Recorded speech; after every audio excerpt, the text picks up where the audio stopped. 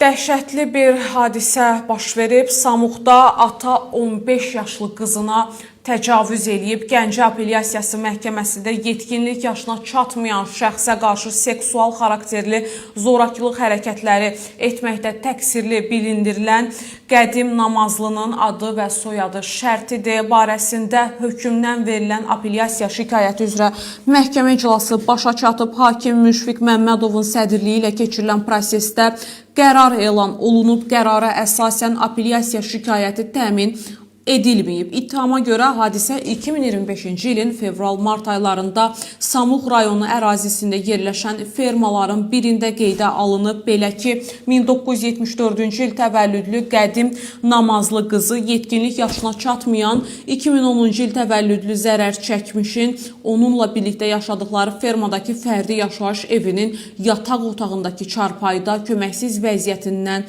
istifadə edib. O zərər çəkmiş şəxsin etiraz etməsində durub. Onun yanından qaçmaq istəməsinə məhəl qoymayaraq qızını ona belə etmə dedikdə sənin başını kəsərəm deyib zor tətbiq edərək hədəliyib. Daha sonra ata doğma qızına qarşı seksual xarakterli zorakılıq hərəkətləri edib. Hadisə 2 dəfə baş verib.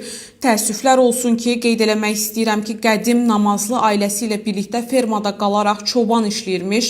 O, məhkəmədə elan olunmuş ittiham üzrə özünü təqsirli bilməyərək qeyd edib ki, həyat yoldaşı ona bu barədə şər atıb. Lakin Gəncə Ağır Cinayətlər Məhkəməsinin hökmü ilə o 13 il müddətində azadlıqdan məhrum edilmə cəzasına şamil olunub. Doğrudan da bir dəhşətli hadisədir. Cəmiyyətin əxlaqi və hüquqi normalarının tam ziddiyyətini təşkil edən bir hadisədir. Təhlükəsizlik və hüquqi olaraq qorunması vacib olan bir cəmiyyətin qurulması üçün belə hallar biabırçılıqdır. Sadəcə və sadəcə biabırçılıqdır. Bu cür halların yalnız hüququn və insan haqlarının pozulması kimi qiymətləndirməməliyik.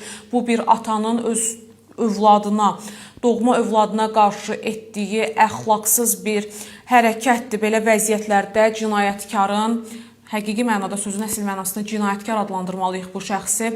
Sadəcə azadlıqdan məhrum olunması deyil, həqiqətən ona ciddi şəkildə hüquqi məsuliyyət və əxlaqi tərbiyə aşılanmalıdır.